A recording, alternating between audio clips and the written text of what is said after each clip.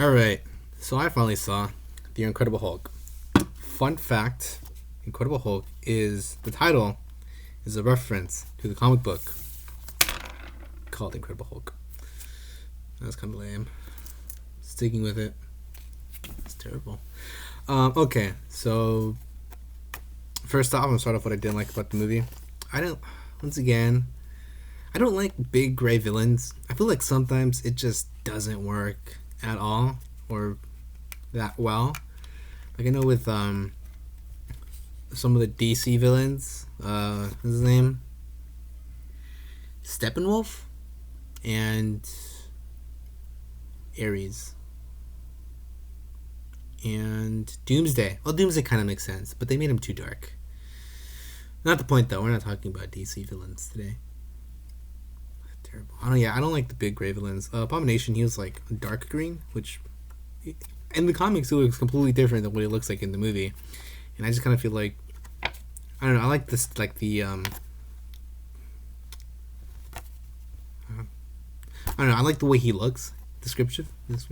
I like the way Abomination looks in the movie. He looks pretty cool, but I don't know. I think it would have been nice seeing comic book Abomination because he's like a different. He's like there's a bit more color to him. He's still a bit dark though. I do like how Bruce Banner, they showed him with like PTSD and stuff like that, which is, man, I kind of feel I wish like these Marvel movies expanded more on the PTSD on Bruce Banner and Tony Stark with the Battle of New York, because I don't know, I feel like that makes them more human, you know, because I know in this one they did it really well with like him seeing like bits of what the Hulk went through, and I thought that was pretty interesting. I was like, whoa, that's so sorry, I'm like, whoa, that's so, you know, like wild. He doesn't remember, but he sees pieces of it, which I think would have made him more interesting as a character in the further Marvel movies. I also liked how this movie, he doesn't turn into the Hulk that much. He turns into the Hulk 3 times. In the beginning, when he's in the factory, in the middle, well, I guess second act in the university, and he turns briefly into the Hulk when he's giving that the antidote. But that's like briefly, and I feel like that doesn't really count. And then at the end, like the third act. So I kind of felt like, even though he wasn't a Hulk that much, I still kind of liked it because I felt like it focuses more on the repercussions of being the Hulk and what the Hulk brings to Bruce Banner's life, which I know a lot of people don't like this movie for whatever reason. I know Edward Norton is hard to work. I've heard he's hard to work with. I heard he was hard to work with on this movie, and once again, I don't know the guy, so maybe he is, maybe he isn't. Oh yeah, so I heard he was hard to work with, and there were so many problems with like production and stuff like that, which is why they fired him. Which I'm actually kind of happy they fired him. Not that I don't like the dude. I just think Mark Ruffalo is a lot better of a Bruce Banner than Edward Norton, because I don't know, you think I think Bruce Banner, I think like shy, timid, quiet dude, and Edward Norton does not give off that energy. And you look at Mark Ruffalo, and he's like shy and quiet kind of dude, you know. So I feel like that goes very well. And also, I can't see Edward Norton interacting with Robert Downey Jr. I feel like it's weird thinking about it. Like I don't see it. So I'm really glad that they changed the actors for whatever reason. Yeah, I also really liked how the Hulk is. Some people would even classify him as a superhero.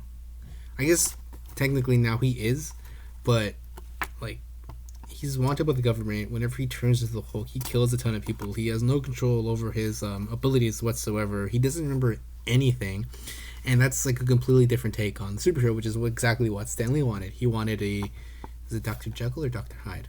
He wanted the Hyde and Jekyll scenario, so he thought it was interesting to have someone who had powers that didn't want them, and which is my mom said something about that, so, which was interesting because, you know, like I guess now it's more, you see it a bit more often, but Bruce Banner was one of the first few characters to do that. He Stanley got inspiration from Frankenstein and Jekyll and Hyde. I don't know which one's a doctor, but I feel like it would be wrong to prefer to one of them as a doctor when they don't deserve it.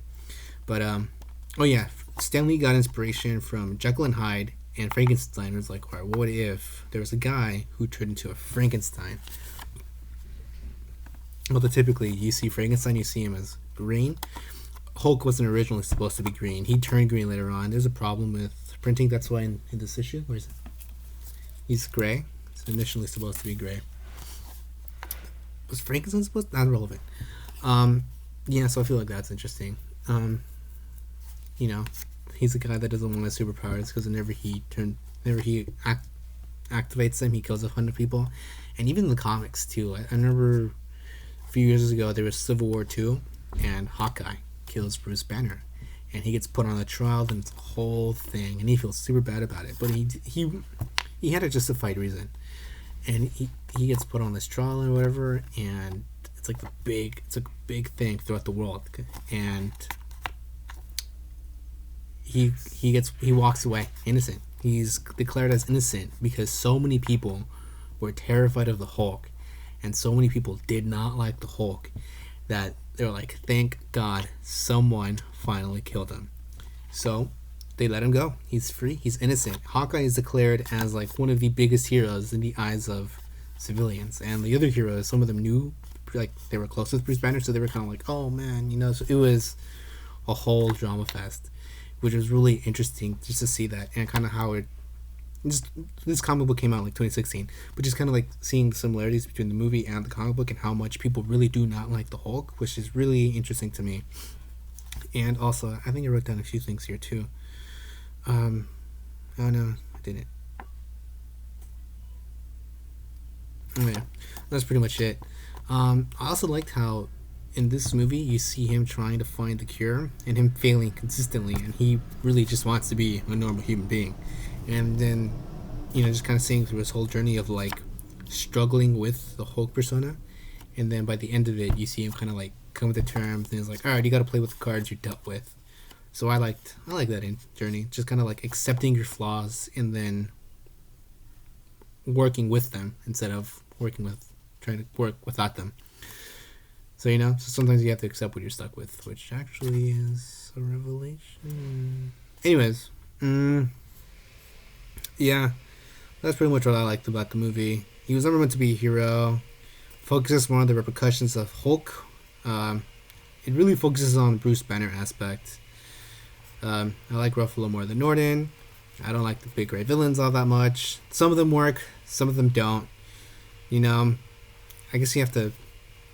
It's a fine line you have to walk on. It's a very fine line between big gray villain and a very colorful villain. There's nothing wrong with a very colorful villain. You just have to do it right. Like the Joker. The Joker is a very colorful villain. But we're not talking about the Joker. We're not talking about DC villains. We're talking about the Incredible Hulk. That's pretty much it. Those are my thoughts on the movie. I don't want to make this video too long because I know I've been making them really long lately, and I apologize. And if you've seen them all, thank you.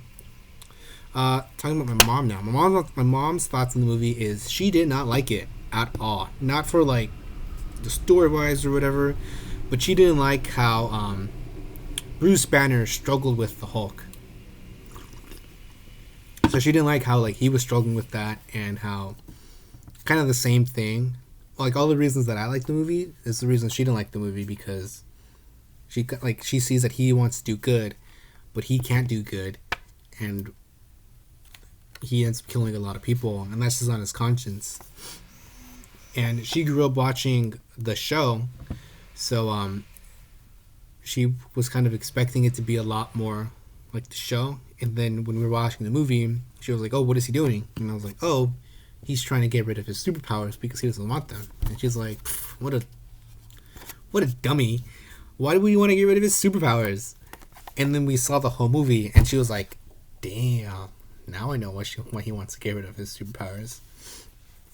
So she also feels like whenever he does get angry, it's usually justified because he's like panicking, and he's like under this like immense pressure, and a lot of people have wronged him. So she was telling me how like she finds it interesting how he doesn't get angry over like small petty things. He gets angry over like genuine things that like really matter. So that was interesting. And also, whenever he does get angry, he just kind of like immediately forgets about himself and he puts other people first and he tries not to put other people in danger. And every time he does try to do good, he ends up not having a clear future. He doesn't know what's going to happen to him. So, like in the end, when he decided to turn into the Hulk to fight the Abomination, he was unclear what was going to happen to him in terms of whether the antidote worked and he would just fall and die, or whether or not he would wake up in New York, and he didn't. And also, I asked her about like the other movies and what she really liked about them, and she really liked how each movie focuses on doing good, and she kind of talked about how each movie, like how they start off and how they decide to do good by the end of the movie, and she really likes it a lot. And she was telling me how she really wishes there could be superheroes in the world, because if there would be, then a lot of things would change and they would, do a lot of good.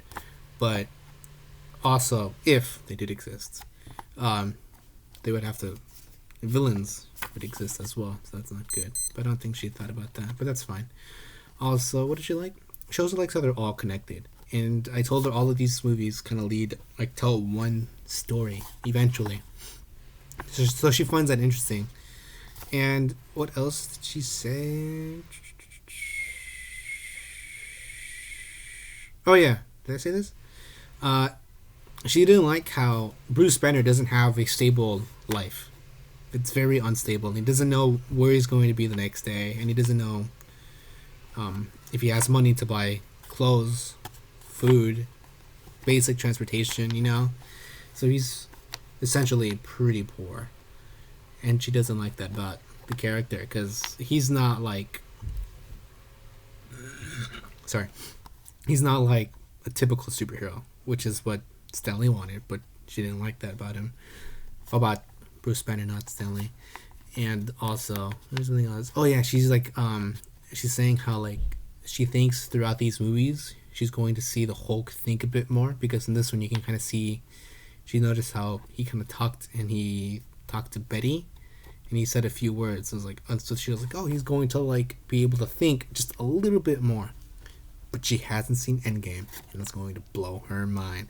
And I remember before we started watching the movie, I was reading a comic book. What if the Hulk had the brain of Bruce Banner? So I briefly explained to her what the What If comics were, and then I was like, yeah, like in the movies, the Hulk never becomes as smart as Bruce Banner. I lied to her, so that should be exciting. And I'm gonna end this here because I don't want to make these too long, because I don't like watching long videos. So I imagine other people don't like watching long videos. But I had a friend tell me he wanted me to rank the movies, and I really thought about it. Really considered it. But it's also really hard for me to rank stuff, especially these movies. It's so hard. I can't do it. I'm sorry. I tried. I thought about it. I really considered it. I just couldn't do it. I'm sorry. Just, But yeah, we're going to watch Thor, hopefully, today. Fingers crossed. If not, we'll watch it tomorrow. If not, we'll watch it in a few days.